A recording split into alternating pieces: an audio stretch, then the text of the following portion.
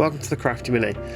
Now, this is an impromptu review and sort of first overlook of this game. So obviously, those of you who've been following the channel now have been getting into the Trench Crusade. And as I was looking through, trying to find bits and things, I came across a video mentioning this game.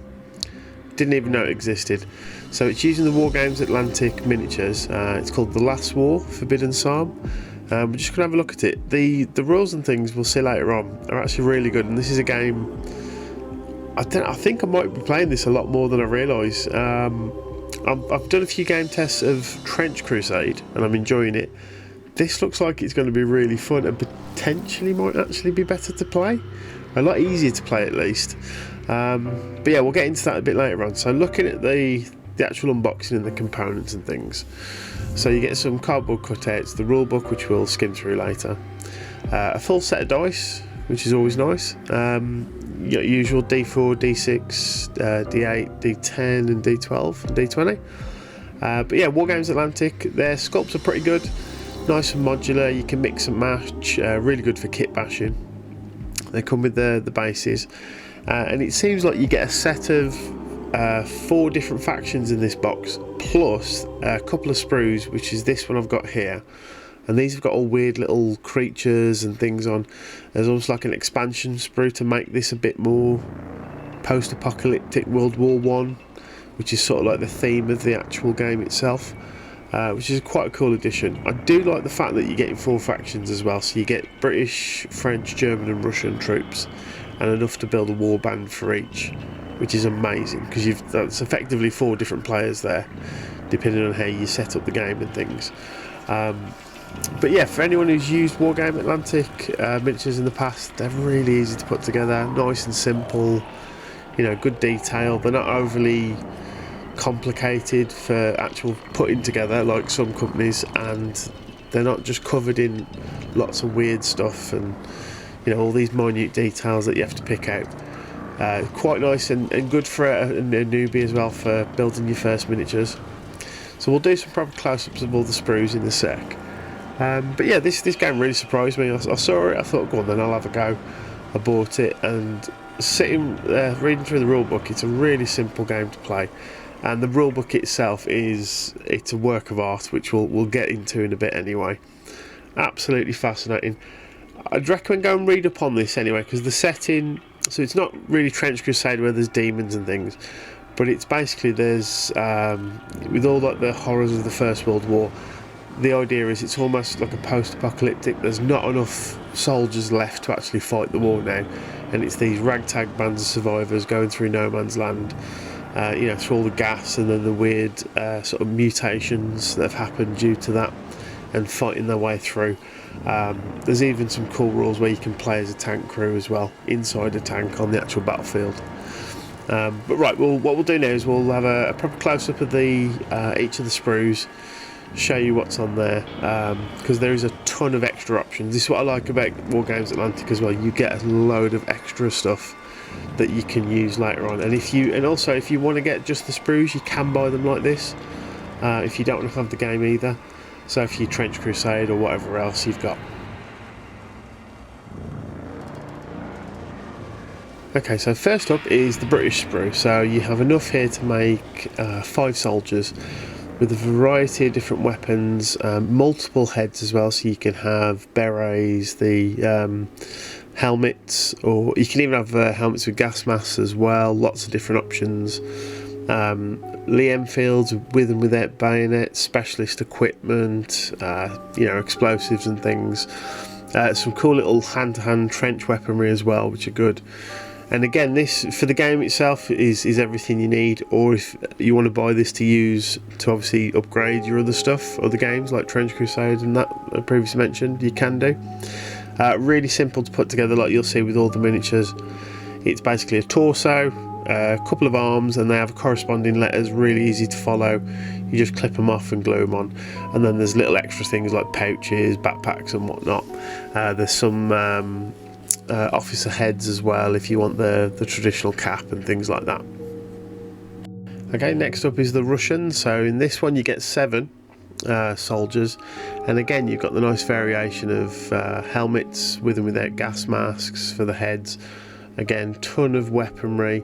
They've got the iconic, I'm not sure what you call it, but I think is it like the sleeping bag that goes across the middle, and they're more sort of winter clothing, more padded and things. Really nice attention to detail on the miniatures, and again, really easy to put together. Got a cool few different poses as well. You got a chap who's kneeling down, so you can have a bit of fun with that and kit bashing it and things. But yeah, again, really nice detail. Definitely more friendly towards new painters and new modelers, I would say as well. But yeah, they look really interesting, these, and again, you can mix and match. You could perhaps have different nationalities in your team if you wanted. But yeah, really nice. Right, next up we have the French. So this is leaning more towards sort of 1914 to 1915, early 16 with the way the uniforms are, for those of you who are really interested in the history. But again, ton of options, lots of pouches on these, a few more heads. They've also got the really nice backpacks and things. Also with the heads, you've got a few of you can do some of the colonial soldiers as well, which I thought was a nice touch. Something to add a bit of extra, some more difference in the actual group when you make it and things. And another thing to note on all of these sprues as we're going through, the attention to the sort of detail for the historical side of it as well is absolutely fantastic, and that's something for anyone who hasn't bought anything from War Games Atlantic, it's something they're really good at when it comes to any of their historical era stuff, right from, they do from, I think the earliest I've seen is like Roman era, right the way through up to World War II, and it's something that they're really good at. But yeah, ton of extra little bits and things on this, so you can really kit bash and make your own particular types of soldiers and things. But yeah, on to the next one. And then the final faction are the Germans. So with these, you've got again, the really iconic, the Stahlhelm, and Pickle Helm are on here as well with the little spike. You've got the gas mask again, various pouches, slightly different trench gear as well in terms of like the weaponry and whatnot. There's even, like, if you don't want to have the rifles with bayonets attached, you've got a little bayonet holster you can put on the miniature as well. The poses are really nice, the uniforms are spot on, look like they're going to be a lot of fun to paint. And then some of these you'll see there in the bottom right, there's like these little pouches that the gas mask can go on, that you can hook over the shoulder and hang on there. And again, yeah, ton of options. These look really good, to be fair. And what we'll do is, I think later on in the video, we'll make a couple of these up, and so you can see them for scale as well. Right, so then the last sprue you get, you get two of these which are completely identical. And these are really weird. So you've got there's trench maggots, they're called.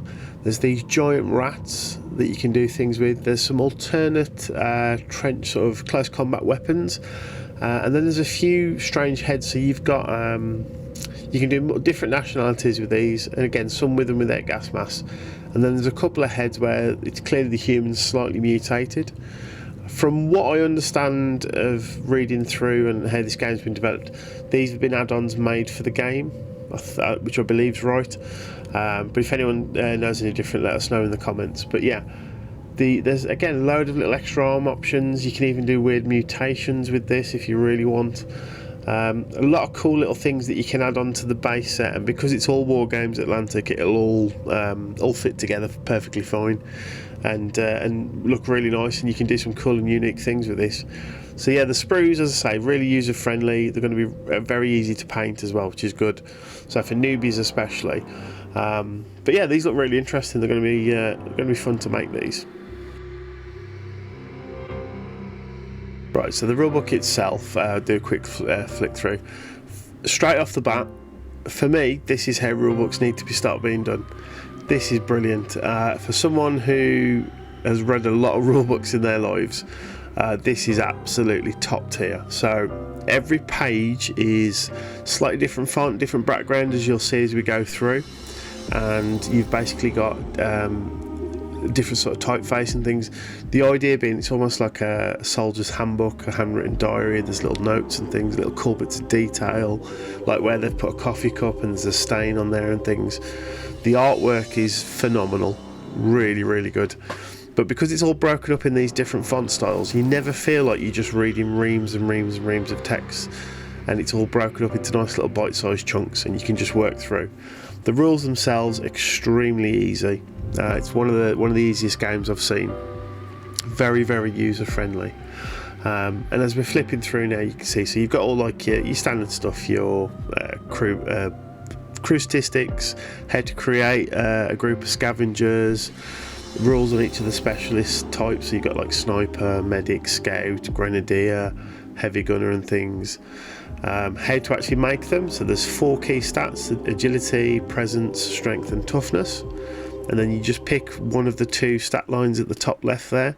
It tells you how health works. You have to pick flaws for your people as well, so everyone, and also you can pick up psychological problems as you're playing through. You can become unhinged, easy to scare and things. You've got like any other warband game, you've got like a set amount of money that you use to build your squad and the weapons, and you go into the quartermaster. There's armour and things, which some of the old World War I photos you can see. The men did actually don these metal plates of armour. There's all sorts of stuff in here. There's the ton of extra rules, and creating fluff is absolutely brilliant. And even things like this calamity table I think was absolutely genius. They've even put in, for people who might struggle with just naming the characters, there's a name rolling generator on there as well. It's very RPG light, this game as well, which is a bit of fun. Explains all the basics of movement and combat, all the things you expect in a rulebook. But it's really easy. And then there's the sort of core mechanic is there's different types of casualties. So there's obviously the physical damage, but then there's also the psychological stuff. You could end up mutating if you're in the gas for too long or in areas of the battlefield. You can also do it so it's not just you versus an opponent and 2 lots of soldiers. There are hostile things you'll see here, so mud ghoul, trench maggots. And these hostile creatures are on the battlefield and will attack randomly depending on the book will explain how each of them attack and things. Giant rats, bugs that have been mutated by all the poisonous gas. There's even like a ghostly tank, living gas clouds you can see here, and then some really like off the wall creatures, so basically werewolves and vampire type things as well. And they come out of the fog and they attack. As I say, the artwork and the layout of this book, I can't praise it enough. It's absolutely brilliant. Every page is just a joy to look at and read through, and you never feel like you're just getting bombarded with loads of information and rules. It's really, really simple. It's got a little bit of a lean towards that sort of Trench Crusade vibe. There's strange angels that can appear and things, and some demonic creatures, but it's not as heavy on the grim dark as Trench Crusade. This is more of just a pick up and play. There's even like random hostile generators, very similar to, depending on your die roll and what the scenario is. So similar to the card system in Rangers of Shadow Deep. There's even a campaign, so you'll have certain areas of the battlefield, and depending on what you do, you'll progress on. You can do other things like just single scenarios and whatnot. You can see here weather conditions that can affect it, so simple things like you'll just take an inch off your movement, harder to hit. You've got tons of scenarios, including some random ones at the back, which seems like they were play tested. Didn't think they'd fit into the main campaign, but they've just put them in the book anyway for you as a player. Again, cool little thing, something that I think should be really appreciated more. This is clearly a game developer who cares about the game and wants people to have fun with it. I just honestly, the rulebook, I can't gush enough over this. It's beautiful. This is how rulebooks should be. Really, really simple. You get a deployment zone, you get where your objective is, and off you go. Fill up the battlefield with as much or as little as terrain as you want, and go from there. The tank mission in particular looks cool. You get to basically just play a tank. There's a chance that, it can obviously get destroyed or throw a track, and then you're this immobile wreck in the middle of the battlefield, and you can either get out or try and get it repaired. So you can see here, campaign, really happy with that. It's one of the things I loved with the Silver Bayonet game. I managed to complete a full campaign of that. That was good fun. You can pick up artifacts, injuries that persist, so again, very Rangers of Shadow Deep, which I think is a nice little thing to have in the game. All your crew for your tank here, so they've all got specific actions. So you'll have a driver, a gunner, a commander and things, and they've all got to work together in trying to get this hulking beast to get moving. You've got all your roster sheets, things like that you'd expect. There's PDFs of these, or you can simply make them yourself in Excel and whatnot. But yeah, really good rulebook. This has been an absolute surprise when I unboxed this and I started reading through of how interesting this game is. Also here in the video you'll see these are the extra scenarios.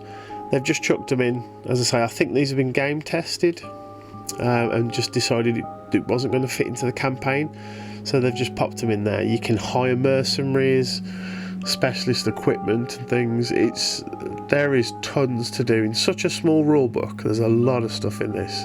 The explosive rat in particular I think is a cool little ad.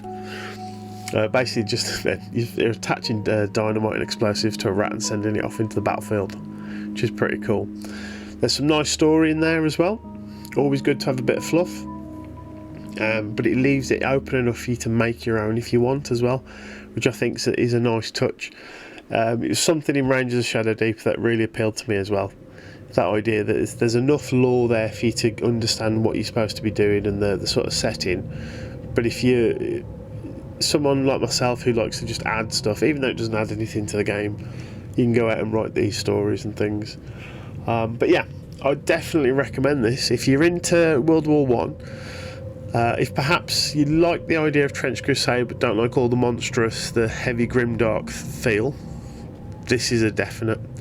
And then also people who are getting into wargaming and you don't want to do the traditional Space Marines versus Aliens, this box set is, I believe it was £70.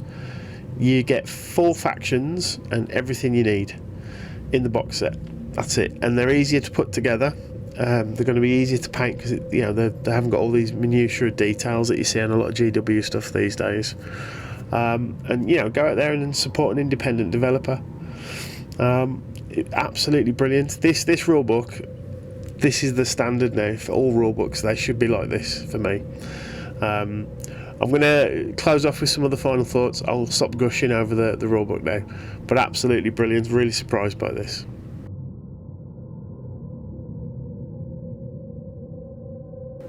Also, I decided to just make one of the miniatures. A couple of things. So really easy to put together. It was a case of a couple of arms, one with a rifle, some of the extra pouches. Decided to go for the quite menacing look of the gas mask as well in this kneeling pose. Now with the Wargames Atlantic bases as well, you'll see there I've glued in what you'd think is the underside. Now you can glue it on the other side as a traditional, but because they have these lips on the sort of bases, you can see there it sits in there and it sits proud. And when you do your basing, if you're going to do any sort of mud and things, which I'll be doing, it comes up to the right level of the actual miniature itself, and it sets it off nice. And I don't know if that's a deliberate thing they've designed or what, but it's something I've always done with the War Games bases. You can by all means turn them over and base them on as normal. And you can see here one of the trench maggots as well. Same sort of thing. So it was just 2 halves glued together and popped it on the base. And I'll go through and neaten up all the trims and things, because I'm sure there'll be some of you going, oh, you've left a bit of sprue on there or whatnot. But yeah, really easy to put together, which is a big thing, especially for a newbie. I'll keep banging that drum. Wargames Atlantic are really good for this.